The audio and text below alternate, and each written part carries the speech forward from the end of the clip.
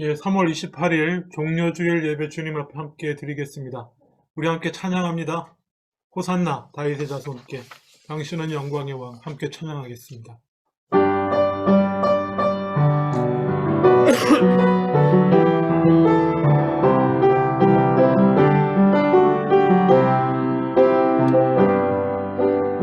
당신은 영광의 왕, 당신은 평강의 왕, 당신은 하늘과 땅의 주, 당신은 정의의 아들, 천사가 무릎 꿇고 예배하며 찬송하네.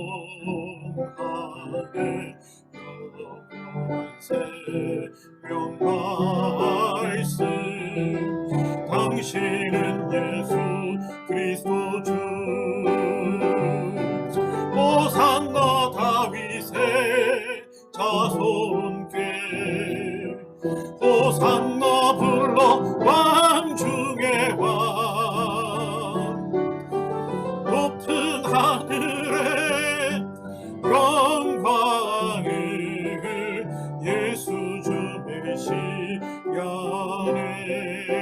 주님은 영광의 왕, 주님은 영광의 왕, 주님은 평강의 왕, 주님은 하늘과 땅의 주, 주님은 정의의 아들, 천사가 무릎 꿇고 예배하며 찬송하네. 영원한 생명 말씀, 당신은 예수 그리스도 주. 호산나 다윗의 자손께, 호산나 불러 왕 중의 왕, 높은 하늘에 영광을 예수 주 메시아네. 호산나, 호산나 다윗의 자손께, 호산나 불러 왕 중의 왕, 높은 하늘에 영광을 예수 주 메시아네.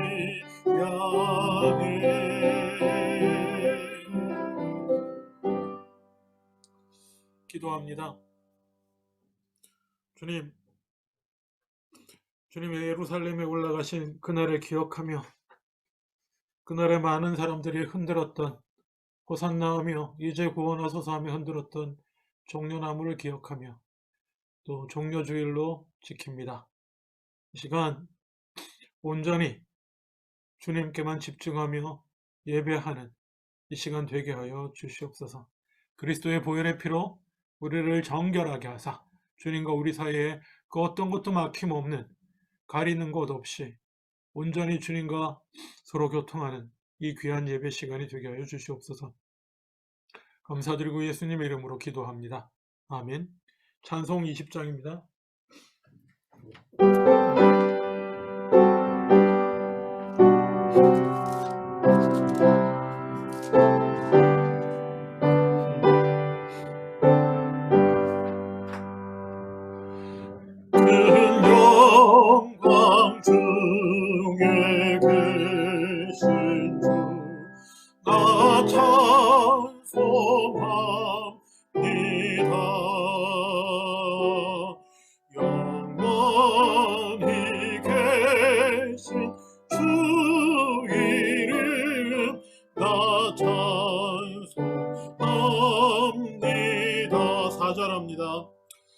그 온유하신 주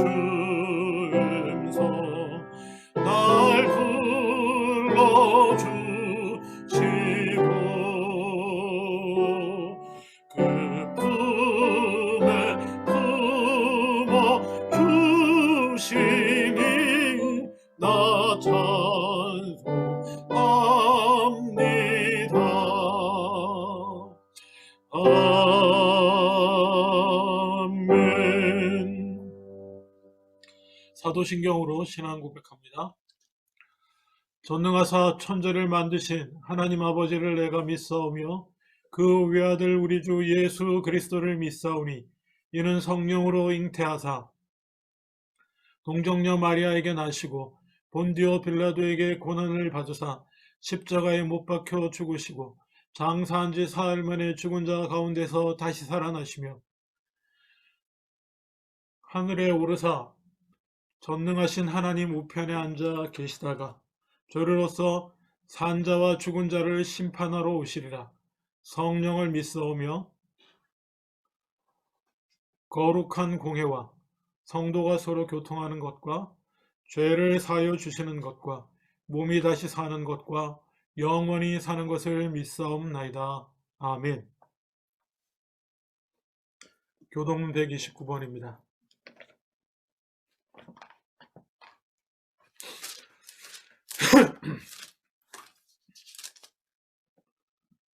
교동문 129번. 시온에 따라 크게 기뻐할지어다. 예루살렘에 따라 즐거이 부를지어다. 보라, 내 왕이 내게 임하시나니 그는 공의로우시며 구원을 베푸시며 겸손하셔서 나귀를 타시나니 나귀의 작은 것 곧 나귀 새끼니라.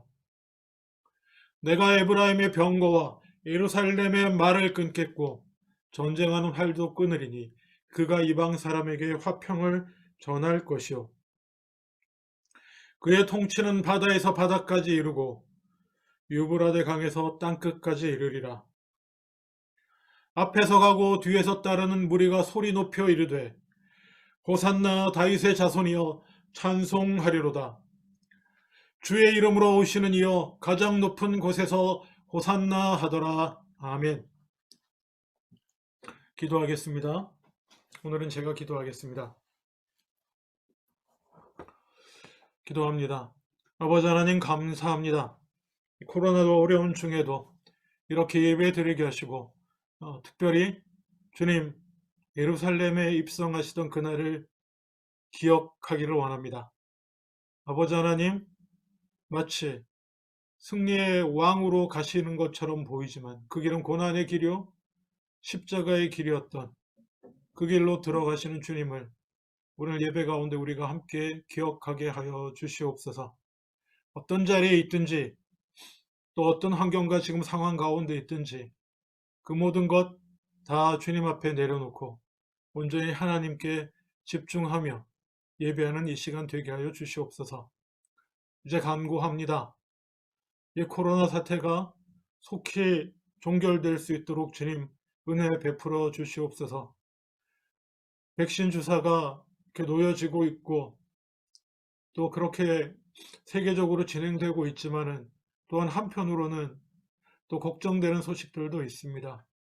또 변종이 발생한다는 얘기도 있고 여러 가지 또 걱정되는 일들도 있지만은 하나님 주님 안에서 온전히 그리스도인으로서 하나님의 자녀답게 주님을 의지하며 그 가운데 평안하며 기쁨 누리며 강건하게 주님께 영광 돌리는 삶 이러한 상황 가운데서 살아가게 하여 주시옵소서.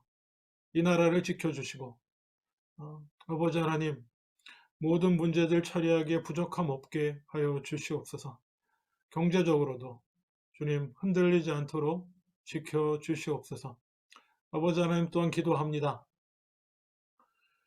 또 이민 상황 가운데 이곳에 정착하기 위해 여전히 기도하며 애쓰는 많은 분들이 있습니다. 주님 함께해 주시고 그들이 바라고 소원하는 이 일이 죄악이 아닐진데 주님 뜻 가운데서 속히 가능한 한 속히 응답하여 주시옵소서. 연약한 영혼들 주님 붙들어 주시고 특별히 이 위험한 상황 가운데 특별한 은혜로 붙드시고 지켜 주시옵소서. 영적으로 연약한 가운데 있는 영혼들 아버지 하나님 주님 찾아가 주시고 붙들어 주시옵소서. 이 힘든 가운데서도 우리의 자녀들 붙들어 주시고 믿음 안에서 잘 자라나갈 수 있도록 은혜 베풀어 주시며 저희가 할 바를 다하도록 또한 붙들어 주시옵소서. 이제 예배 드립니다. 온전히 주님의 임재가 넘쳐나는, 비록 각각 처한 곳에 흩어져서 이렇게 인터넷을 통하여 예배 드리지만 어디나 계시는 주님의 성령 동일하게 역사하여 주시옵소서. 감사드리고 예수님 이름으로 기도합니다. 아멘.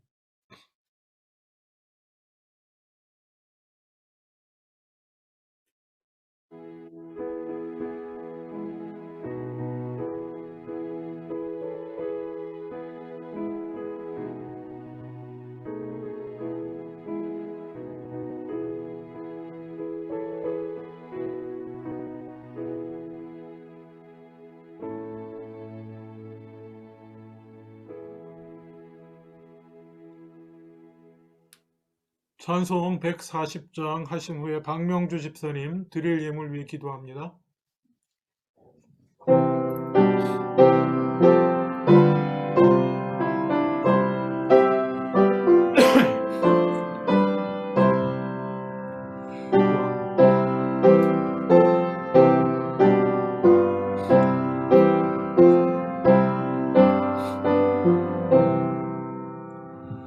왕 되신 우리 주께 다 영광 돌리세. 그는 날 많은 무리 호산나 불렀네. 다윗의 자손으로 세상에 오시오. 왕 위에 오른 주께 다 영광 돌리세. 저 천군 천사들이 호산나 부르니 뒤따라 가던 무리 다 화답하도다. 저 유대 백성 같이 종려가지 들고 오시는 주를 맞아 호산나 부르세. 주고난 받기 전에 수많은 무리가 영광의 찬송 불러 주 찬양하였네. 이같이 우리들도 주 환영하오니. 그 넓은 사랑 안에 다 받아 주소서.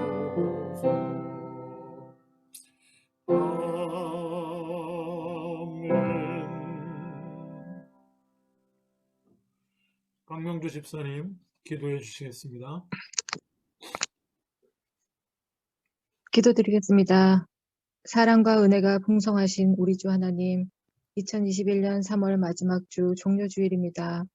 주님께서 우리를 위하여 십자가에 매달릴 것을 알고도 예루살렘으로 들어오신 이 날을 기억하고 다음 한 주간 경건한 마음으로 지내기를 원합니다.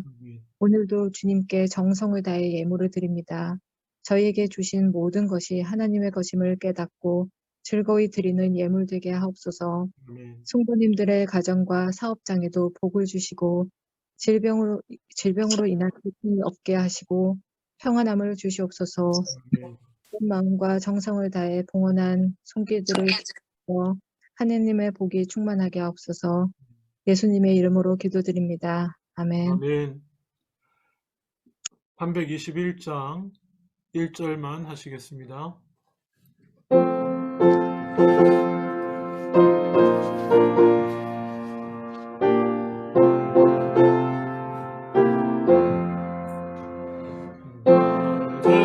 계속하신 예수 모두 드리니 늘 진실하게 하소서. 내 구주 예수여, 나 구주 위에 살리라. 기쁨 한량없으리. 내 갈 길이 더하소서. 내 구주 예수여. 아멘. 기도하겠습니다. 주님 감사합니다. 주님 앞에 나와 예배 드릴 때에 우리의 믿음, 귀한 마음과 함께 예물 드리게 하시니 감사합니다. 수입의 10분의 1을 말씀을 쫓아 11조로 드립니다. 말씀하신 대로 축복하여 주시옵소서. 주님의 말씀을 따라서 늘 범사에 감사하며 살아가려고 애쓰는 가운데 특별히 베풀어 주신 은혜 헤아림으로 감사해서 감사의 물로 드릴 때에 주님 기뻐 받으시고 늘 감사가 넘치는 삶 되게 하여 주시옵소서. 선교와 구제를 위하여 믿음으로 따로 떼어 드리는 그 귀한 믿음 주님 보시고 축복하사 늘 강건케 하시며 하나님 나라를 위해 승리하는 삶 되게 하여 주시옵소서. 또 주님, 주일마다 주님 앞에 성실하게 예배하며 예물 드리는 주님의 귀한 주일 예물 드리는 주님의 귀한 자녀들에게 주님의 신실하심으로 늘 함께 하여 주시옵소서. 감사드리고 예수님 이름으로 기도합니다. 아멘. 예, 오늘 함께 보실 하나님의 말씀은 신약성경 마가복음입니다. 마가복음 13장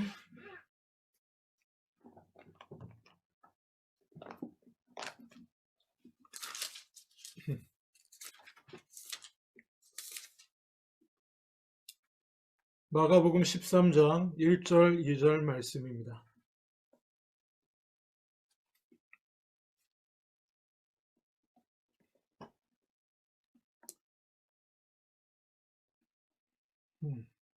제가 가진 성경으로는 신약성경 77페이지 마가복음 13장 1절로 2절 말씀입니다. 제가 봉독합니다.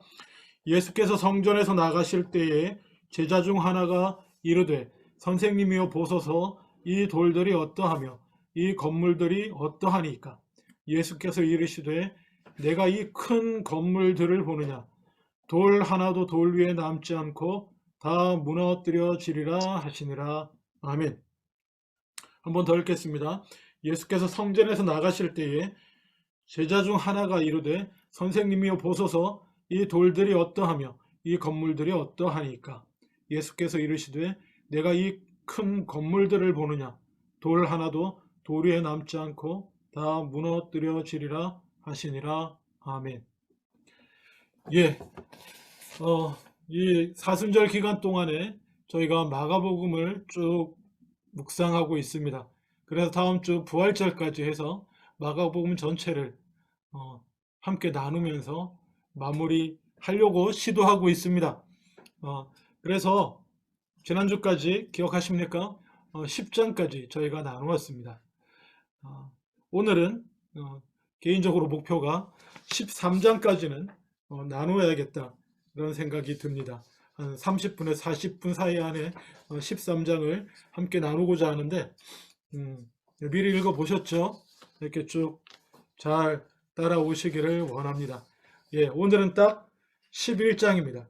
11장이 바로 예루살렘에 입성하시는 장면을 시작합니다. 11장 1절 한번 보시죠. 오늘은 11장부터 봅니다. 11장 1절에 그들이 예루살렘에 가까이 와서 감람산 벳바게와 베다니에 이르렀다 이렇게 말씀하고 있습니다. 베다니는 바로 예루살렘 아래쪽입니다. 이게 또 제가 지도 보여드리면 보이실려나 모르겠.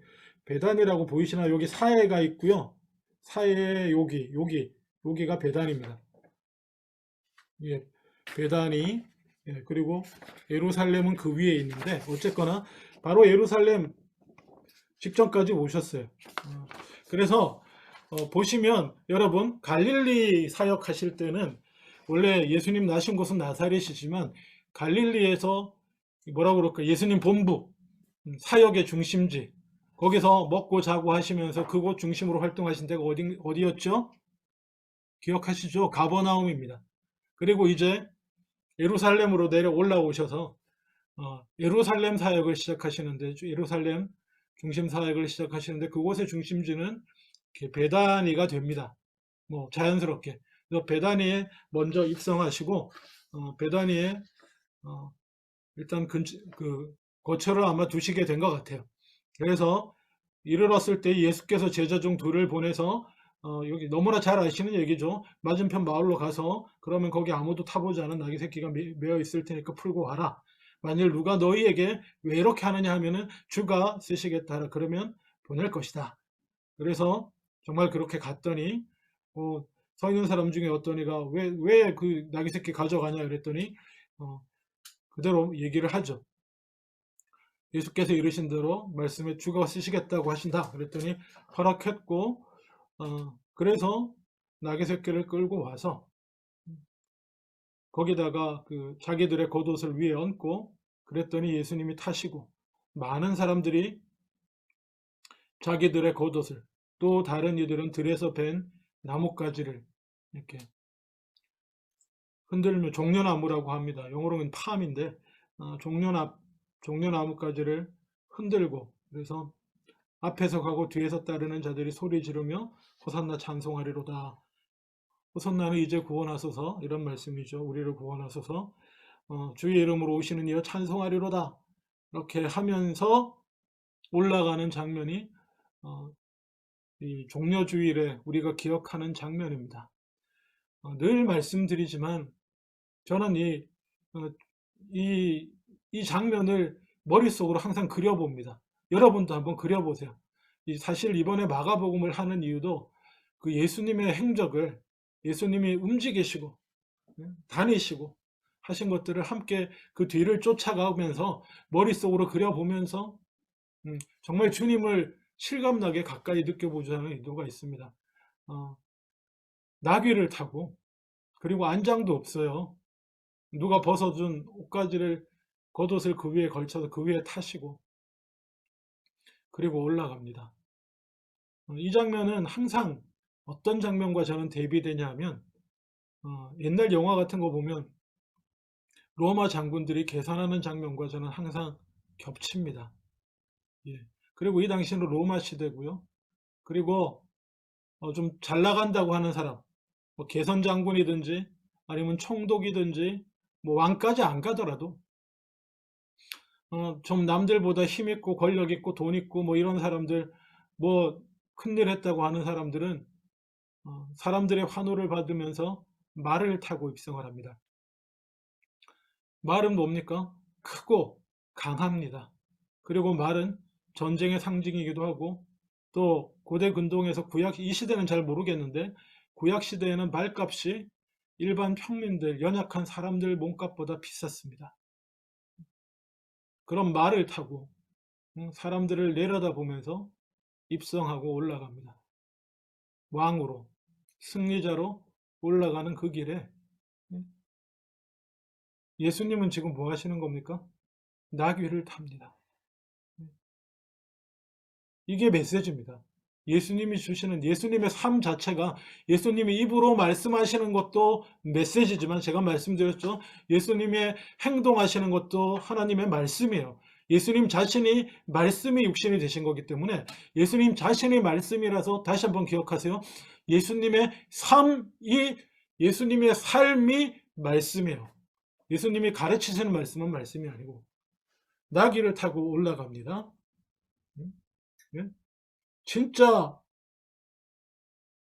그 별거 아닌 인간, 하나님 입장에서 보면 벌레만도 못한 인간 주제에, 그 인간들 사이에서 지가 저 뭐 좀 하면, 지가 뭐 권력도 있고 지가 뭐 돈도 좀 있고 뭐도 있으면 뻐기면서 잘난 말을 타고, 지가 왕이면, 뭐 인간의 왕이면 뭐 할 건데, 지가 개선장군이면 뭐 할 건데, 말을 타고 뻐기면서 올라가는 그 길을 하나님께서는, 하나님의 아들은 나귀를 타고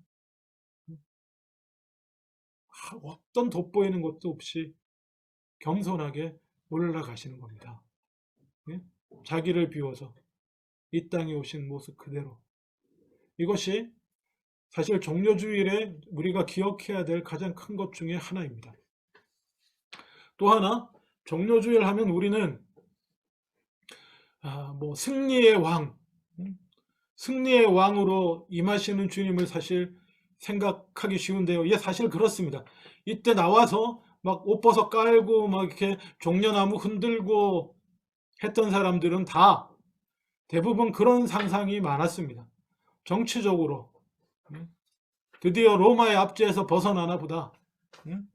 드디어 이분이 보아하니 혈통적으로도 소문에 다윗의 아들이라고 하는데, 야, 우리가 꿈꾸던 그 다윗의 자손의 새 왕이 와서 우리를 해방시켜 주려나 보다.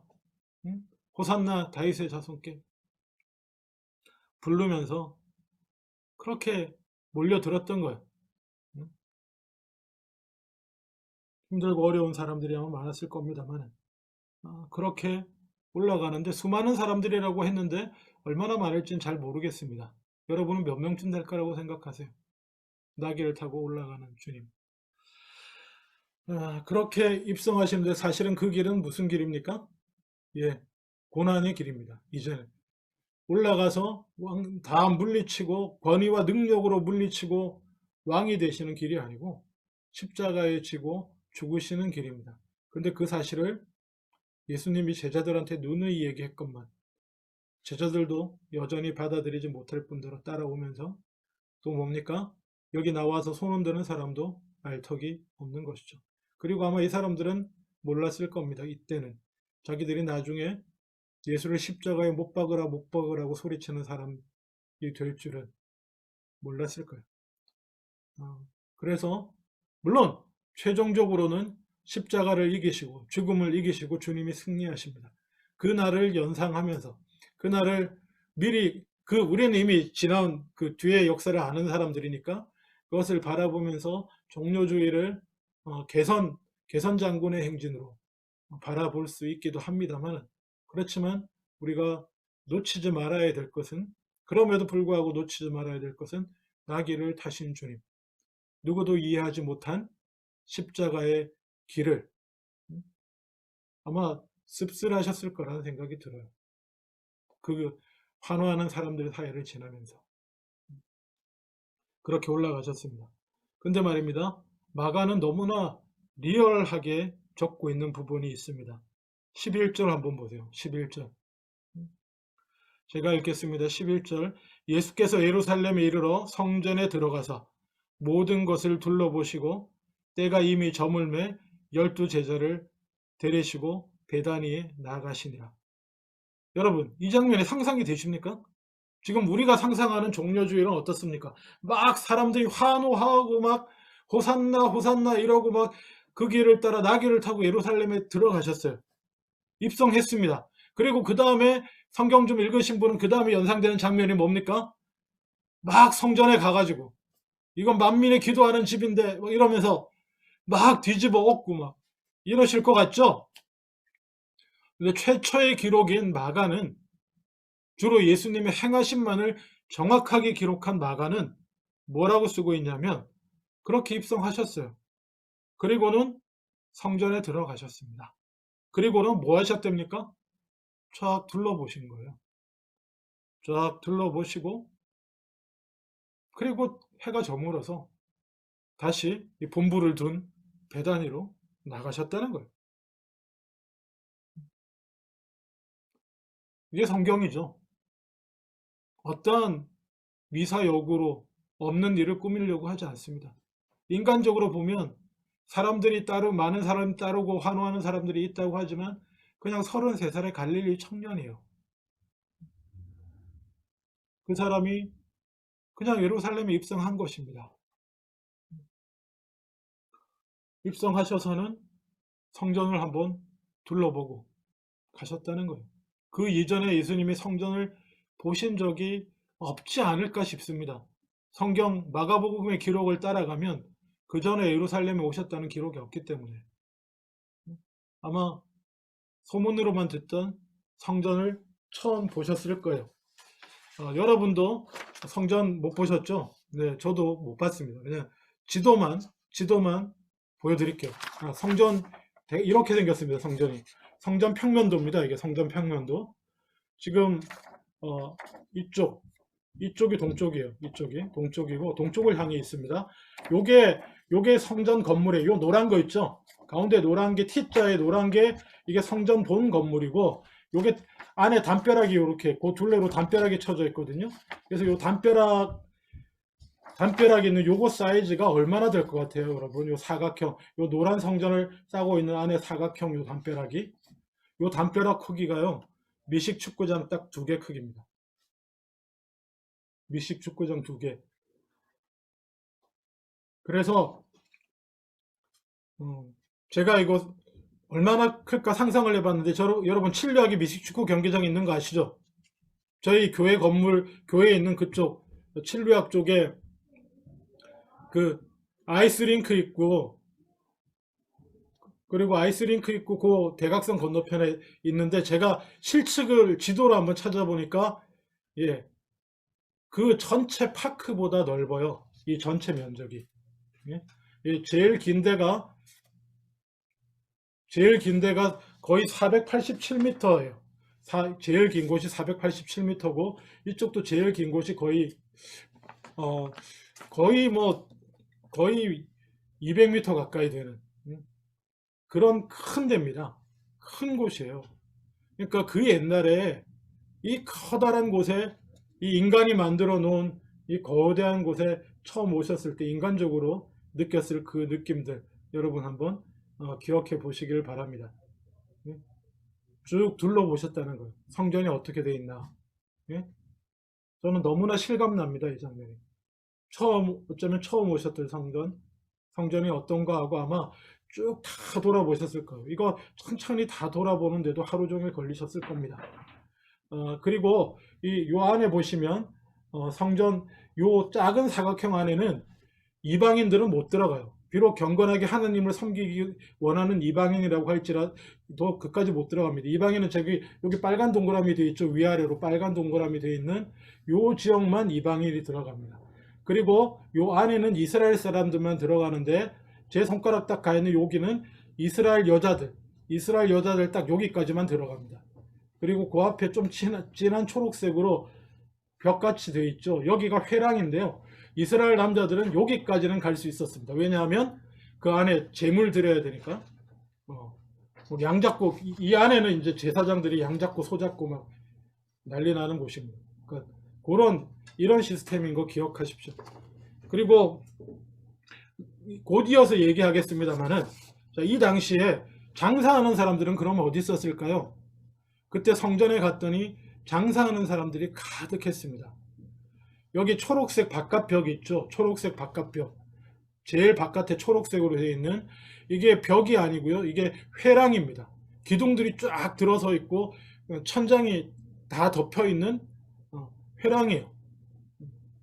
우리나라도 창경궁인가? 뭐 이렇게 궁에 가면 기둥되어 있고 안에 복도처럼 되어 있는 데 있잖아요. 그 회랑입니다. 전체 둘레가. 그래서 이 회랑 안쪽에 그 회랑 밑에 환전하는 사람, 재물 파는 사람, 뭐 비둘기, 소, 양, 뭐 각 나라 돈 아시죠? 성전 안에 바치는 돈은 따로 있었습니다. 세상 돈을 바칠 수가 없었기 때문에 성전에 쓰는 돈으로 돈을 환전을 해야 돼요. 제가 이미 그 얘기 했을 겁니다. 옛날에 말씀 나눴는데 돈을 바꿔주는데 1대1로 정확하게 바꿔줍니까? 절대로 그렇지 않습니다. 몇 배씩 남겨 먹어요.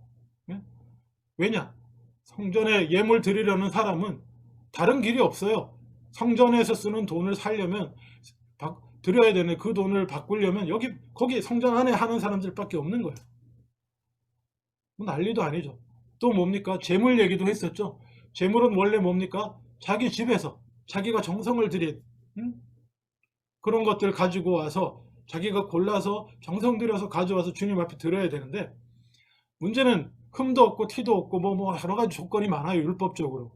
그래서 그거를 제사장이 와서 딱 보고 이건 안 돼. 이건 이래서 안 돼. 그럼 어떡합니까? 저기 가면 파는 사람들 우리가 이렇게 패스 통과시켜준, 응? 우리가 다 미리 검사 다 해놓은 재물들 저기 있으니까 이거는 갖고 가고 저기서 사서 해. 이렇게 되는 거예요. 그래서 난리통인 겁니다. 그 안에 양, 비둘기, 소, 성전 안에 그냥 여기저기 소리 지르고 흥정은 안 하겠습니까? 환전상이 여러 수십 명, 수백 명인데. 그러면 그렇게 환전하고 다 팔고 재물 팔고 하는 그 안에서 장사하는 사람들이, 그 사람들은 공짜로 거기 사겠습니까?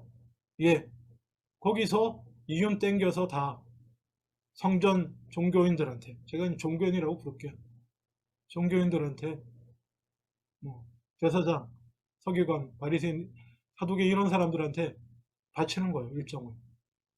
아주 완벽한 장사 시스템으로 돌아가고 있는 곳입니다. 주님이 그 장면을 알고도 계셨겠지만 와서 쫙 둘러보시면서 그냥 눈으로 확인만 하고 그날은 나가셨어요. 자, 12절. 그리고 베다니에 가서 하룻밤을 쉬시고 이튿날 다시 베다니, 예루살렘에 또 올라가야 되니까 베다니에서 나왔을 때 예수님이 시장하셨습니다. 자, 이게 되게 논란이 많이 되는 장면이기도 합니다.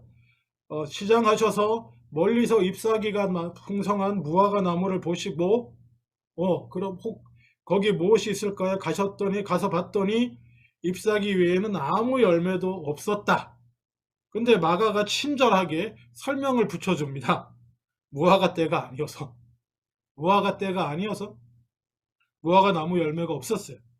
근데 예수께서 나무에게 말씀하여 이르시되 이제부터 영원토록 사람이 내게서 열매를 따먹지 못하리라. 이렇게 저주를 하시고 나중에 20절 이하 보면 다시 가봤더니 다음에 무화과 나무가 뿌리째 말라 죽어버립니다. 처음 이걸 보면 이게 뭡니까? 아니, 시장에서 무화과 나무를 따서 먹으러 갔는데 보니까 무화과 나무가 없어서 그냥 생각하면 화가 나셔서 배도 고프고 한데 기대를 하고 갔는데 없어가지고 다시는 맺지 못하리라 저주를 하셨는데 알고 봤더니 무화과 철이 아니에요. 무화과 철이 아니어서 무화과 없는데 저주를 하셨다. 이게 얘기가 됩니까? 이 기록만 보면 그런 느낌으로 이해할 수 있는데 여러분, 예수님의 의도를 아셔야 돼요. 예수님 몫이라서 무화과 철이 아닌 거 모르겠습니까? 그거 아니잖아요.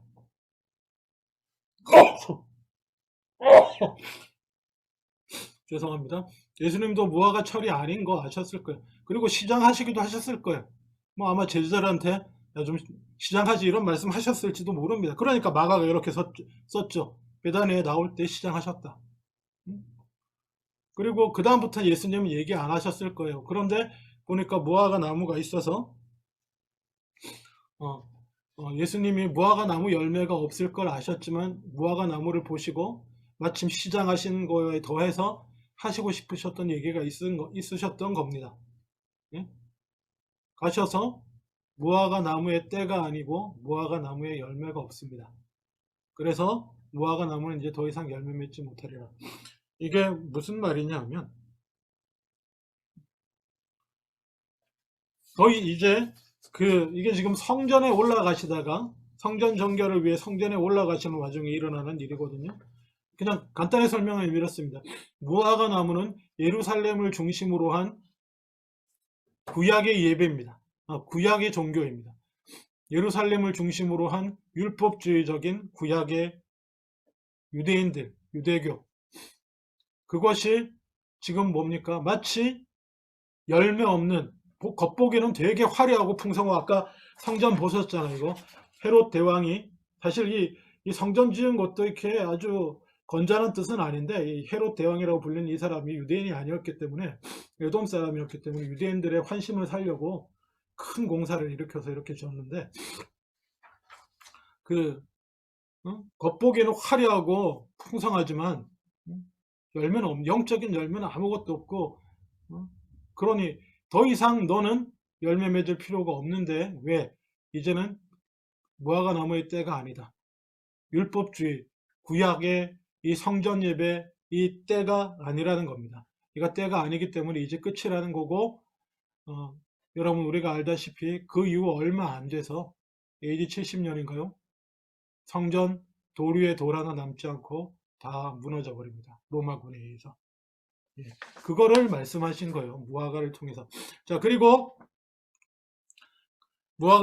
나무를 저주하신 후에 성전에 예루살렘에 들어가셨습니다. 15절에 들어가셔서 성전에 들어가셔서 우리가 잘 아는 대로 성전 안에 매매하는 자들, 아까 있었다고 말씀 다 드렸습니다. 매매하는 자들을 내쫓으시고 돈 바꾸는 자들의 상과 비둘기 파는 자들의 의자를 둘러 엎으시고. 자, 여러분 이거는 상상을 해보셔야 돼요. 아까 성전 크기가 얼마나다고 했습니까? 긴 쪽은 480몇 미터인가 그래요. 성전 크기가 그만합니다. 그리고 예, 아까 잘못 말씀드렸네요. 짧은 쪽도 283m, 317m 그래요. 긴 쪽은 486, 414m 이런데 이거 어마어마합니다. 그 회랑에 이렇게 장사꾼들 환전상 이렇게 쭉 앉아 있는 데를 거기를 아마 어떻게 하셨을까요? 어떻게 뒤집으면서 가셨을까요? 회랑을 따라서 회랑을 뒤집어 엎으시면서 가신 걸 거예요. 근데 전체 성전 크기로 보면 저쪽 구석에서 일어나는 일이에요. 그러시면서 또 뭡니까? 아무나 물건을 가지고 성전 안으로 지나다니면, 이게 기가 막힌 게 뭐냐면 그렇게 회랑의 장사꾼들이 있죠. 그러니까 뭡니까?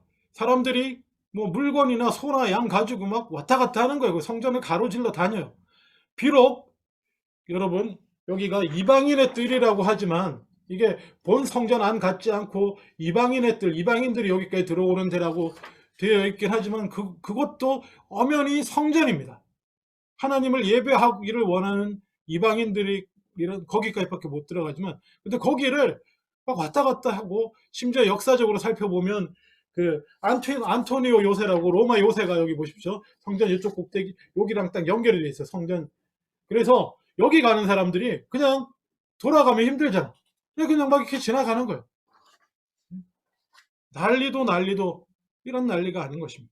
그래서 거기 왔다 갔다 하는 자들도 지나가지 못하게 하시고, 그래서 17절에 이에 가르쳐 이르시되 기록된 바 내 집은 만민의 기도하는 집이라 칭함을 받으리라 하지 아니하였느냐 하시고, 너희는 강도의 소굴을 만들었도다. 저희 강도 아닌데요. 장사꾼이. 강도가 뭐가 강도입니까? 사람들 꼼짝할 수 없게 해놓고 뭐 위협하든지 어떡하든지 그러고 재산 물건 뺏어가는 게 강도 아닙니까? 지금 이 사람들은 뭡니까? 예루살렘 성전 전체가 강도 짓을 하는 거예요. 뭐예요? 종교적으로 사람을 딱 묶어놓고 칼로 밧줄로 묶은 게 아닙니다. 율법주의로 사람들 딱 묶어놓은 거예요. 1년에 너희 몇 번 예물 드려야 되고, 가난한 자는 비둘기, 보통은 양, 부자는 소 드리는데 이렇게 흠이 없어야 되고, 여기 우리가 정해놓은 거 이거 다 통과해야 돼. 안 되면 저기서 사. 안 그러면 넌 죄 용서 못 받아. 이렇게 위협하면서 하는 거예요. 강도 아닙니까? 종교로 사람을 협박하잖아요. 칼로, 총으로 위협하는 게 아니지만 종교로 사람을 협박해서 딱 묶어놓고, 돈도 거룩한 성전 안에서는 성전 안에서만 쓰는 요 돈을 써야 돼. 너희 그런 돈 쓰면 안 되니까 바꿔. 그 돈 아니면 안 받아줘. 그래서 막 남겨먹고, 딱 종교로 얽어먹고, 사람을 총만 안 들었지 칼만 안 들었지 종교로 사람을 얽어먹고 있으니까 강도 아닙니까? 예수님 정확하게 말씀하신 거예요. 이게 누구나 와서 자유롭게 하나님 앞에 예배하며 기도하며 하나님과 소통해야 되는, 그러라고 성전이 있는 건데 너희는 강도의 소굴을 만들었다. 목회자로서 저희 기쁨의 교회가 그렇지 않기를 원합니다. 강도의 소굴이 되지 않기를. 누구나 와서 자유롭게 하나님을 만나고 예배하고, 그 어떤 위협이나 이런 거 없이 그럴 수 있는 곳이 되기를 원합니다. 음, 그렇게 엎으셨어요. 자, 예수님 혼자 사셨을까요? 상상을 해봅니다. 예수님 막 뒤집어 엎고 가는데 제자들은 구경만 했을까요? 그러지 않았을 거라고 봅니다. 예수님의 왼팔, 오른팔을 꿈꾸는 제자들이었기 때문에, 아, 예수님 드디어 시작하시나 보다. 그동안에는 말씀만 하시고 아무것도 안 하고 조용하시더니, 드디어 뭔가 뒤집어 엎으시려나 보다. 야, 가자! 해서 아마 뒤따라가면서 우르르 했을 거고, 그리고 또 아마 아까 올라올 때, 낙이 타고 올라올 때 종려나무 가지 휘들고 막 이렇게 자리 깔고 못 모르고 호산나 했던 사람들도 아마 신나서 뒤따라 하지 않았을까. 예. 그 소요를 일으켰는데, 여러분 이런 상상 안 해보셨습니까? 첫날 오셔갖고 왜 안 하셨을까요? 첫날 오셔서 안 하시고 첫날은 둘러만 보시고 내려갔다가 하룻밤 주무시고 그 다음날은 아마 조용히 올라오셨을 것 같은데 첫날보다 많은 사람이 따라오지 않았을 거예요. 그 다음날 오셔서 엎으셨어요. 일단 여기서 우리가 생각해야 될 것은 예수님이 성전을 엎으신 것은 개인적인 감정이나 속에 욱하는 그 순간적인 감정으로 하신 일이 아니다라는 것입니다. 계획적입니다. 분명히 저는 계획적이라고 생각합니다. 어떤 퍼포먼스를 성전 400m, 450, 거의 500m 그 둘레가 거의 뭐 1km 넘는 데를 다 뒤집어 엎으려고 하신 건 아니실 거예요.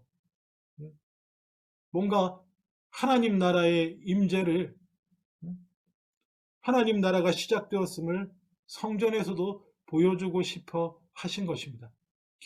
기억하십니까? 예수님이 치유하신 거 있잖아요. 치유의 기적을 행하신 것이, 예수님의 기적들은 다 뭐라고 했습니까?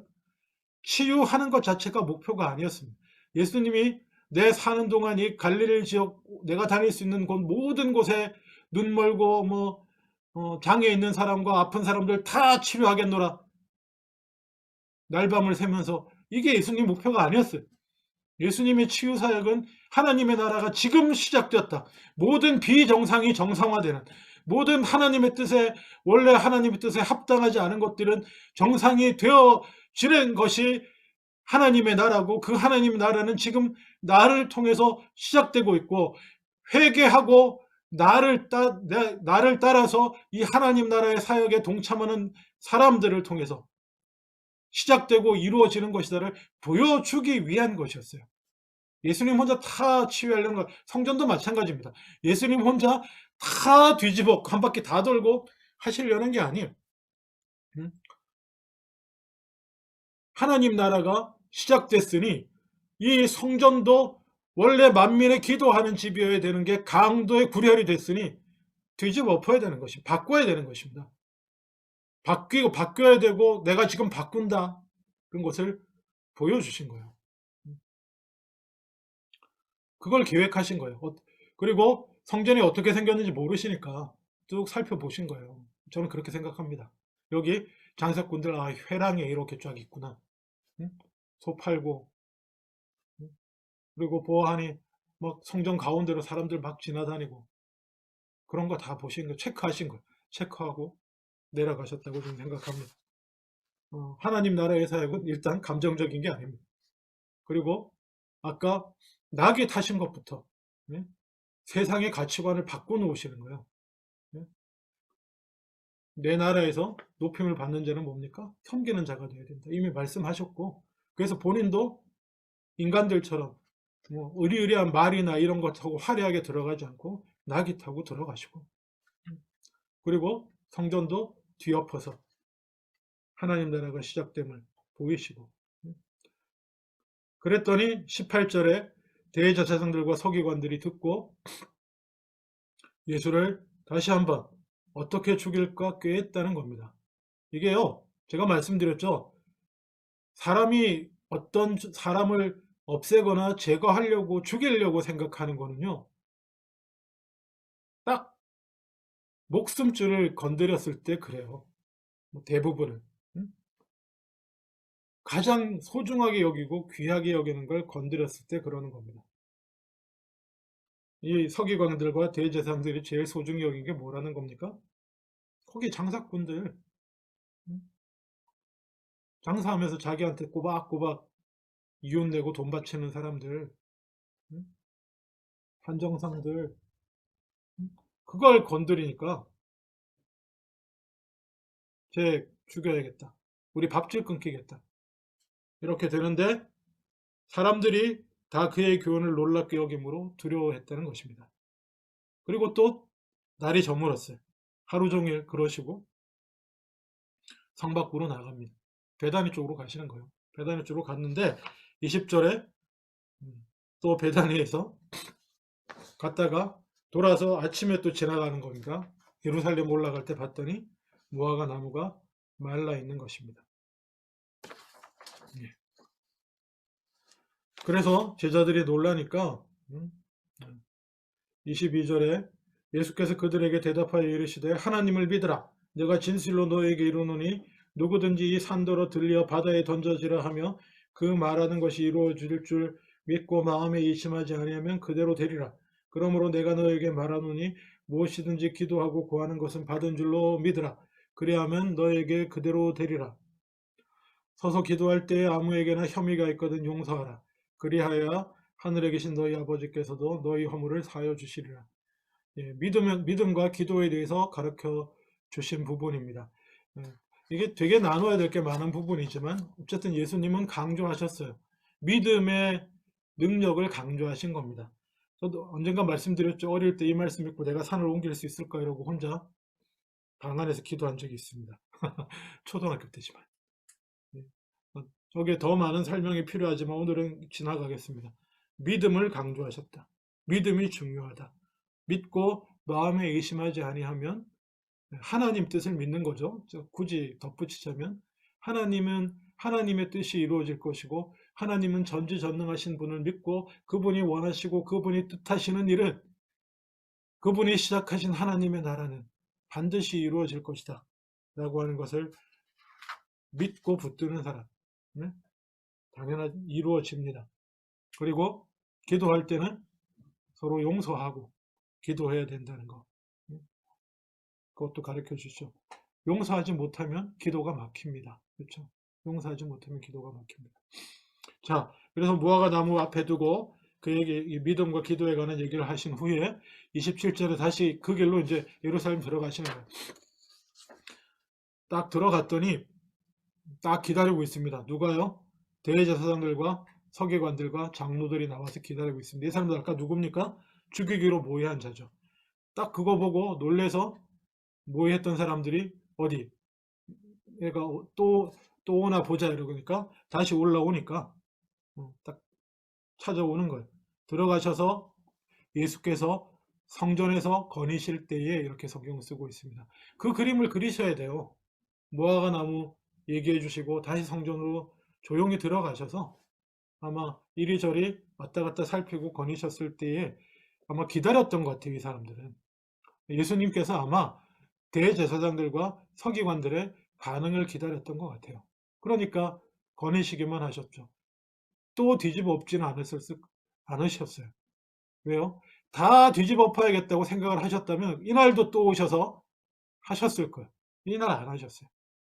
이날은 안 하시고 거니시기만 하신 거죠. 이 사람들, 이 성전 예배 문제에 이스라엘 종교 구원의 핵심 문제를 일으키고 있는 이 사람들을 기다리고 있는 겁니다. 대제사장들과 서기관들과 장로들이 나와서 네가 무슨 권위로 이런 일을 하느냐? 응? 이제 시비거리를 찾기 위해서 묻기 시작하는 거죠.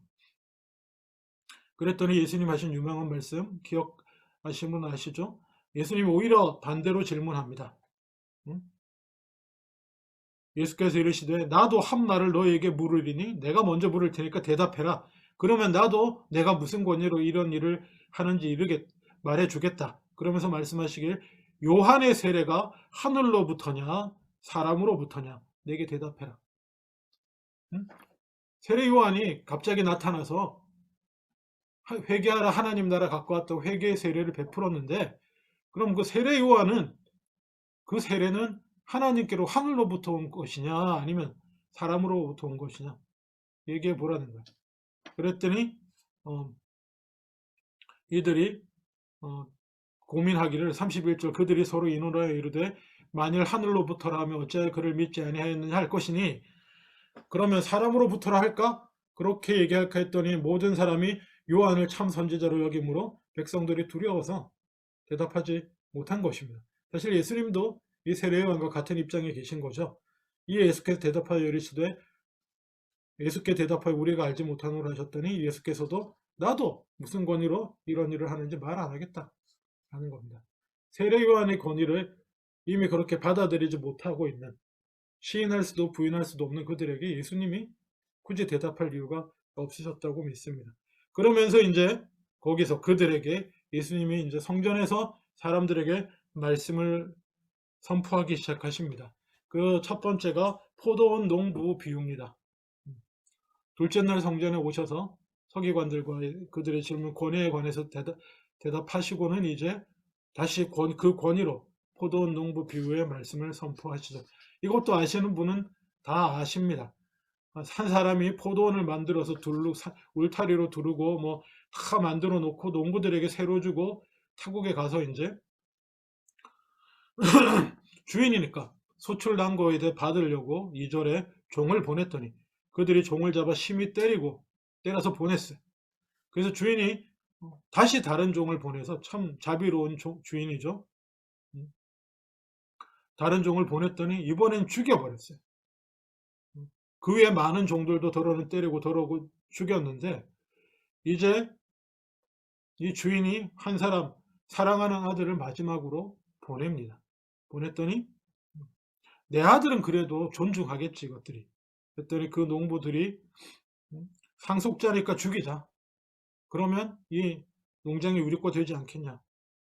그렇게 잡아 죽여 포도원 밖으로 버렸다는 겁니다. 9절에 예수님이 자 그러면 포도원 주인이 이런 자들을 어떻게 하겠느냐. 당연히 그 농부들 다 잡아 죽이고 열매를 거둘 포도원은 다른 사람에게 주지 않겠느냐. 이렇게 얘기를 합니다. 그 얘기를 듣고 12절 그들이 예수의 이 비유를 똑똑해요. 자기들 가리켜 하신 말씀인 줄 알고 그 자리에서 예수를 잡으려고 했으나 무리를 두려워하여 예수를 두고 갔다는 겁니다. 군중들이 예수를 따르니까 어떻게 하지 못하고 다른 작전을 짜게 되는 겁니다. 군중들 있을 때에는 예수님을 공개적으로 잡지 못하게 되는 것이죠. 그리고 나서 그들이 또 이번에는 질문을 합니다. 예수님의 말씀을 책잡으려고 질문을 해서 예수님을 함정에 빠뜨리려고 13절에 자 가이사 로마 황제에게 세금을 바치는 것이 맞습니까 안 맞습니까 한 유명한 얘기를 합니다. 그렇죠?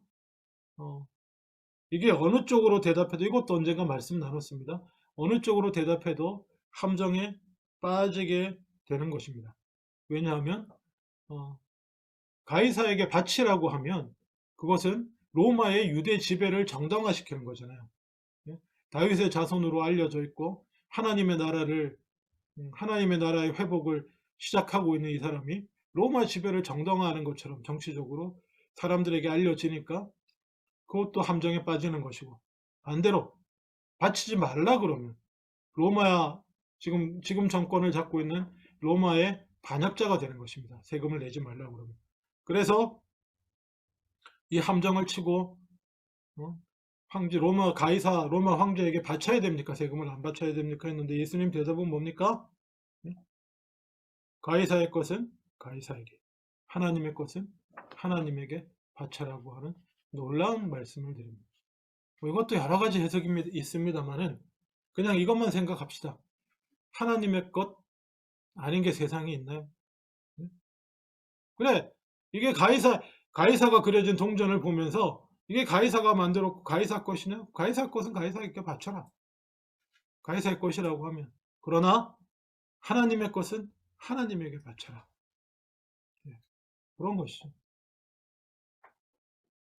자, 그리고 또 논쟁이 붙습니다. 이번에는 독특한 그룹인데 사두개파라고 하는 사람들입니다. 이 사람들은 일종의 귀족 계급이고 제사장 계급 중에 귀족 계급인데 놀랍게도 부활을 믿지 않는 사람들입니다. 여기에 대한 여러 가지 해석들이 있는데요. 구약 모세오경만을 믿기 때문에 그렇다는 의견도 있고, 모세오경의 부활 얘기가 없기 때문에. 그리고 또 뭐 그 당시 이 사람들이 지식인들이었고 해서 그리스 철학의 영향을 받아서 육신은 악한 걸로 봤기 때문에 영육 이혼론 가운데 육신을 입고 부활한다는 것은 합리적이지 않다고 믿었기 때문이다. 뭐 이렇게 설명하는 사람들도 있습니다. 어쨌든 독특하게도 부활을 믿지 않는 사람들이 있어요. 바리새인들은 부활을 믿었습니다. 하나님을 믿어 부활을 안 믿는 사람들이 나와가지고 자기들의 주장이 타당하다는 이유를 대기 위해서 이 형사취수제 얘기 얼마 전에 드렸던 걸로 기억납니다. 그렇죠? 여기 사회적인 배경, 문화적인 배경 다 말씀드렸고, 성경에서도 구약에서는 인정하고 있는, 그 얘기 말씀드렸죠. 그래서 어떻게 하다 보니까 결혼했는데 뭐 형이 죽어서 동생하고 결혼했는데 또 그 동생도 죽고 또 이제 셋째, 넷째, 다 일곱째까지 그렇게 했는데, 그러다가 다 죽고 이 여자도 마지막에 죽었는데, 그러면 예수님 말씀대로 부활이 있다고 그러면 나중에 육신을 입고 부활하고 나면 이 여자는 누구의 아내가 돼야 됩니까? 이렇게 질문한 거예요. 그러니까 부활이 말이 안 된다, 이 얘기를 하고 싶었는데 예수님이 아주 리얼하게 얘기하십니다. 24절에 12장 넘어갔어요. 12장 24절에 예수께서 이르시되 너희가 성경도 하나님의 능력도 알지 못함으로 오해함이 아니냐. 사람이 죽은 자 가운데서 살아날 때에는 장가도 안 해가고 시집도 안 해가고 하늘에 있는 천사들과 같으니라. 지금 기억하시라는 겁니다. 우리가 예수님 하나님의 나라 완성될 때, 그곳에서 부활할 때는 그냥 한마디로 이렇게 합니다. 하나님의 나라는, 이 땅에 임해서 완성되는 그 하나님의 나라는 이 세상의 연장이 아닙니다. 부활은 이 세상의 연장이 아니에요. 새하늘과 새 땅입니다. 육신도 부활한 몸, 새로운 몸이 되고요. 모든 이 세상의 관계들도 완전히 리세팅됩니다. 리셋되는 것입니다. 천사들과 같이. 부부 관계만 없어지겠어요? 부모 자식 관계도 없습니다. 그래서 언젠가 말씀드렸죠. 지금 우리가 완성된 하나님 나라에서 누릴 그 관계를 연습하고 있다. 어떻게 연습합니까? 매일, 어떤 분은 매일 하나님 아버지라고 그러죠. 저도 하나님 아버지. 우리 집사람도 하나님 아버지. 우리 아들도 하나님 할아버지 아니에요. 하나님 아버지. 우리 딸도, 나중에 제가 손자 손녀가 생겨 걔들도 하나님이 아버지예요. 세상에 이렇게 꼬인 족보가 어디 있습니까? 하지만 이것이 하나님의 말씀이에요. 모든 부활에서 완성되는 하나님의 나라는 이 세상의 연장이 아닙니다. 완전히 새로운 관계로 들어가기 때문에 너희의 그런 생각은 말도 안 된다. 성경도 모르고 하나님의 능력도 모르는 생각이라는 거예요. 그리고 하나님은 유명한 말씀이죠. 아브라함의 하나님이요 이삭의 하나님이요 야곱의 하나님이로다. 하나님은 죽은 자의 하나님이 아니요 산 자의 하나님이다. 하나님은 모든 살아있는 자의 하나님입니다. 그러면서 아브라함과 이삭과 야곱의 하나님 다 살아있다는 거죠. 그렇게 말씀하셨습니다. 자, 그리고 그 얘기를 사두개인하고 예수님이 이렇게 지혜롭게 말씀으로 변론하는 과정을 옆에서 지켜보고 있던 28절 보세요. 이게 지금 예루살렘 성전 마당에서 이루어지고 있는 일입니다. 서기관 중 한 사람이 예수께서 잘 대답하신 줄 알고 28절에 예수님이 나와 묻습니다. 모든 계명 중에 첫째가 뭡니까? 그래서 예수님이 대답하시되 첫째는 이것이니 이스라엘아 들으라. 구약을 인용해서 주 곧 우리 하나님은 유일하신 주시라. 내 마음을 다하고 목숨을 다하고 뜻을 다하고 힘을 다하여 주 너의 하나님을 사랑하라 하신 것이 이거 첫째가 하는 계명입니다.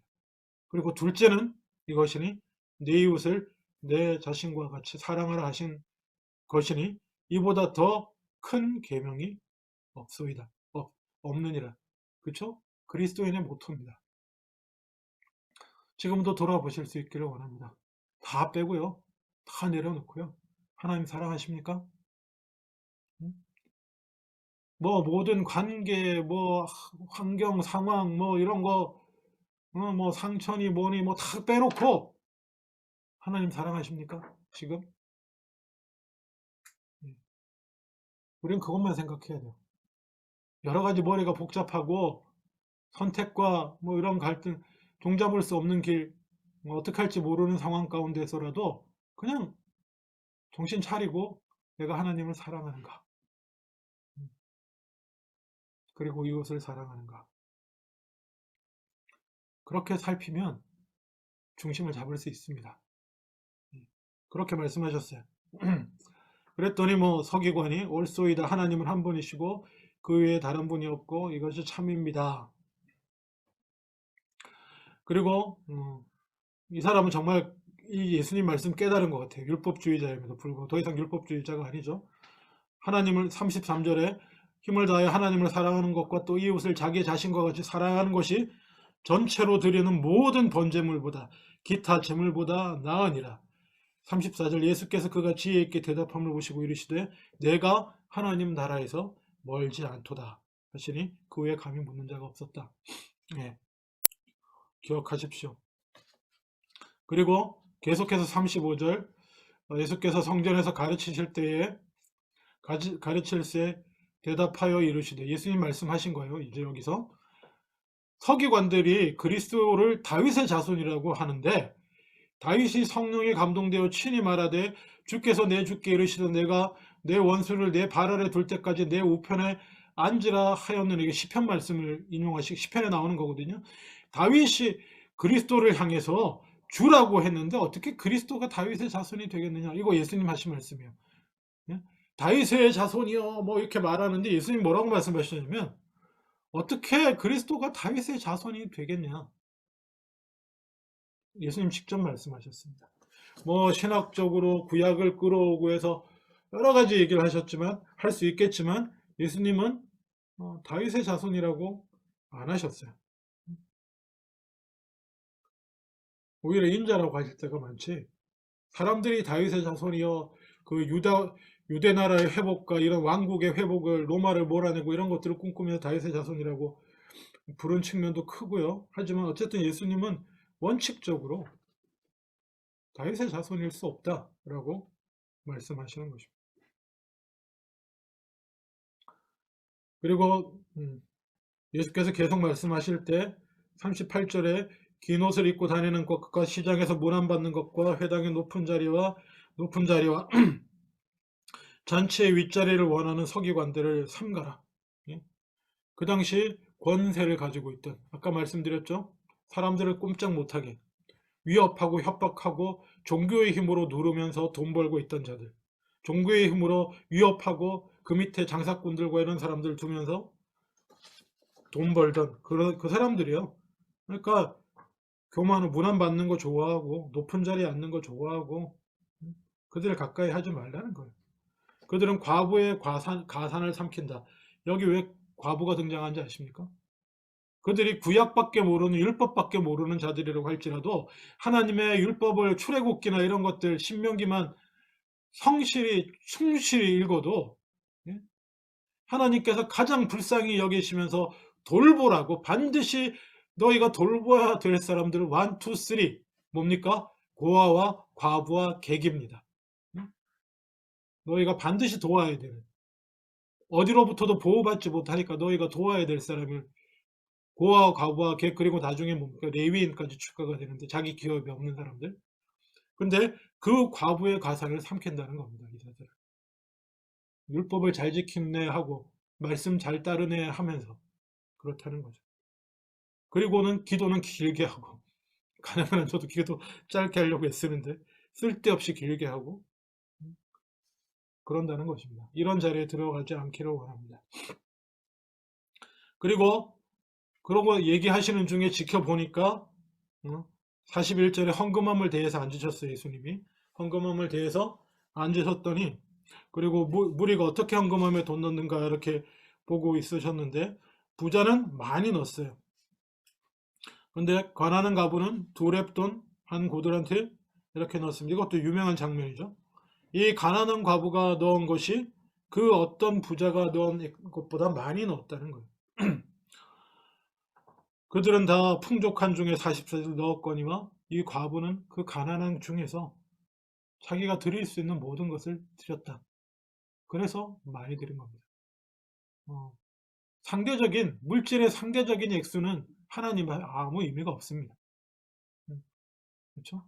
세상적인 물질뿐이겠습니까? 세상적인 모든 것, 우리가 이루어내는 것들, 뭐 헌신과 수고와 모든 것들의 그 세상적인 상대적인 양은 하나님 앞에 아무 의미가 없습니다.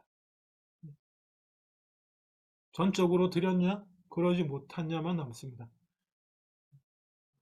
오해하지 마십시오. 그래서 이 모든 것을 드린 이 과부는 축복을 받고 천국 백성 구원받는 백성이 된다. 이렇게 제가 설교하는 게 아닙니다. 예수님이 우리의 생각을 바꿔라. 회개하라. 너희가 지금 붙들고 있는 마인드를 바꿔라고 지금 계속 말씀하고 있는 거예요. 계속. 와, 엄청나네. 많이 하네. 그런 거에 와 할 것이 아니라는 거예요. 그 마인드를 바꿔라는 거예요. 쭉 낙이 타신 것도 그렇고 전부 하나님의 나라는 이 세상이 뒤집어지는 거예요. 하나님의 나라는 이 사고방식이 뒤집어지는 거예요. 섬기는 자가 높은 자가 되고 그렇다는 겁니다. 어린이가 존중받고 여자들이 존중받고 그 얘기 앞에 다 한 거잖아요. 연약한 자들이 존중받고. 자, 그리고 넘어가서 드디어 13장입니다. 그렇게 이제 다 얘기하고 오늘도 하루가 졌어요. 성전에서 하루가 마무리돼서 해가 지어 가니까 예수께서 이제 일어나서 성전을 나가십니다. 나가시는데 제자 중 하나가 오늘 읽은 본문입니다. 보소서 이 돌들이 어떠하며 이 건물들이 어떠하니까 이게 무슨 말이에요, 여러분? 예수님한테 성전을 보면서 이 480m 막 200 몇 미터짜리 담벼락이 있고 회랑이 있고 그 가운데 본 센터만 럭비구장 2개짜리 미식축구구장 2개 넓이에 이렇게 들어서 있는 성전을 탁 보면서 이 돌들이 어떻고 한국말로 이렇게 번역되어 있는데 이게 어떤 뉘앙스를 가지는 거겠습니까? 여러분 이겁니다. 아 주님 이 이거 보세요. 이 만들어 놓은 돌 크기 한번 보십시오. 이 성전 크기 한번 보세요. 이 건물 한번 보십시오. 와, 이 얘기한 거예요. 예수님이 와서 성전 뒤엎고 하면서 이 큰 성전 모습에 한 번도 놀라지 않으신 것 같아요. 야 이거 하나하나 진짜 어마어마하거든요. 실제로 안 가봤지만 사진으로만 봐도 돌 하나 크기도 엄청나고요. 지금은 무너졌지만 남아있는 것만 봐도 한마디도 안 하시니까 제자들이 그런 거 얘기를 꺼낸 것 같아요. 아니면 그냥 이제 말씀 다 나누고 편한 마음으로 다시 배단위로 돌아가니까 와 주님 이거 성전 이거 한번 보세요. 엄청나지 않습니까? 예수님 이렇게 얘기한 거예요. 이 뉘앙스를. 근데 그때 2절에 예수님이 하신 말씀이 뭐냐 하면 야 너는 이 큰 건물이 보이냐? 이 큰 건물이 눈에 들어오니? 그 얘기예요. 내가 이 큰 건물들을 보느냐? 너는 이 큰 건물들 보고 있니? 이 웅장함 이런 거? 그러면서 하신 얘기예요. 돌 하나도 도리에 남지 않고 다 무너지리라. 이거 지금 이 헤롯이 지은 이 정치적 목적 때문에 이런 얘기는 안 하셨지만 헤롯이 지은 이 큰 건물 보고 놀라고 있냐? 대단히 그러고 있냐? 다 무너질 것이다. 그리고 나서 하시는 얘기가 13장 내용이 이제 재난에 앞으로 임할 재난에 관한 내용입니다. 자세히 길게 나누지는 않겠습니다. 환란이 임할 것이고 인자가 오는 것을 볼 것이고 하는 얘기들 13장 전체가 끝까지 그렇습니다. 그리고 여러분 퀴즈로 내고 싶지만 13장 읽으면 반복되는 경고의 말씀이 나오는데 뭐냐 하면 미혹되지 말라. 미혹되지 말라. 그리스도가 여기 있다 저기 있다 구원이 여기 있다 저기 있다 할 텐데 그 고난 당할 때 우리가 주의해야 할 가장 큰 것은 미혹되지 말라입니다. 13장에서만 그것만 기억하시면 되고요. 오늘 설교 제목이 뭡니까? 무엇을 보는가입니다. 제자들은 기껏 예수님이 지금까지 뭐 하신 거예요? 회개하라 하나님의 나라가 갖고 왔는 일을 하면서 제자들을 불렀고, 하나님의 나라가 이렇게 시작되고 이루어진다, 회복의 역사가 이렇게 된다고 하면서 치유하시고 회복시키시고 가르치시고 사람들 회개하라고, 그 지금 현재 삶의 방식에서 회개하고 돌이키게 하시고 그 사고방식을 바꾸시려고 나귀도 타시고 막, 응?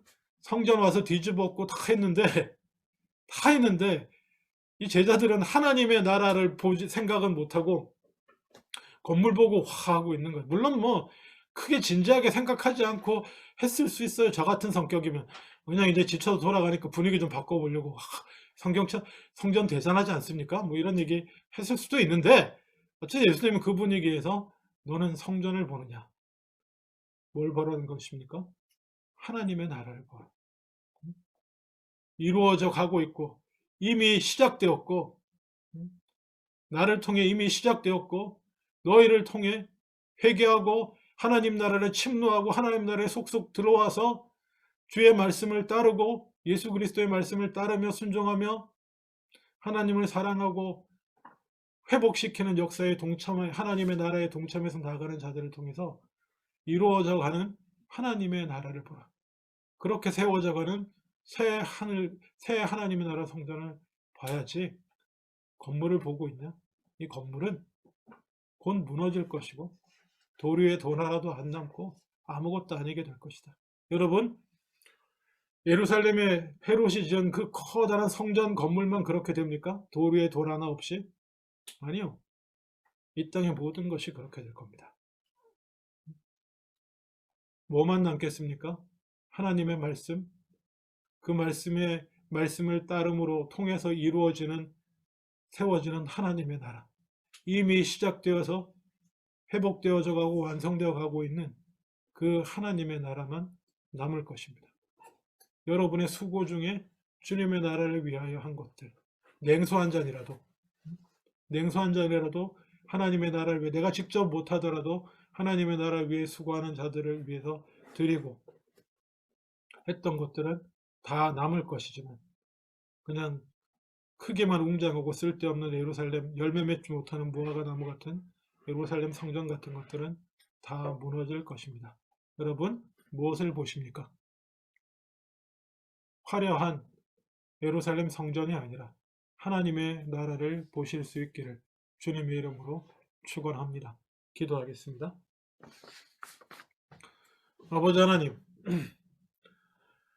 거대한 것들, 눈에 보이는 이 세상의 많은 것들에 우리 눈을 빼앗기고 마음을 빼앗기지 말게 하시고, 돌이켜 하나님의 나라를 보며 하나님의 나라를 믿음으로 소망으로 바라보며 꿈꾸며 살아가는 우리들 다 되게 하여 주시옵소서. 감사드리고 예수님의 이름으로 기도합니다. 아멘. 찬송가 150장 하시겠습니다.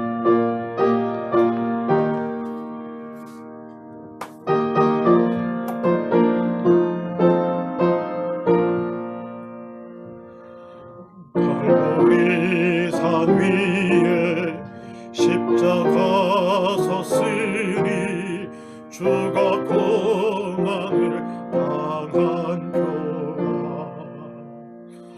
험한 십자가를 내가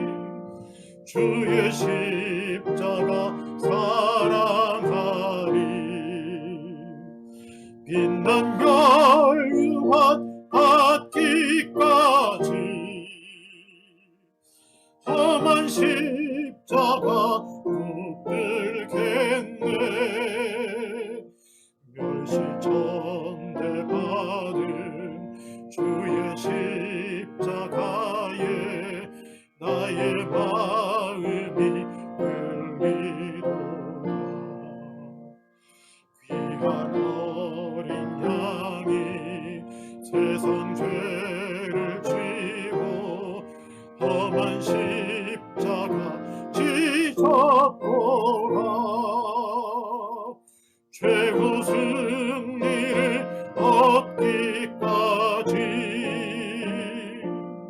주의 십자가 사랑하리. 빛난 멸류관 받기까지 험한 십자가 붙들겠네. 험한 십자가에 주가 흘린 피를 믿는 마음으로 바라보니 나를 용서하고 내 죄 사하시려 주가 흘리신 보혈일세. 최후 승리를 얻기까지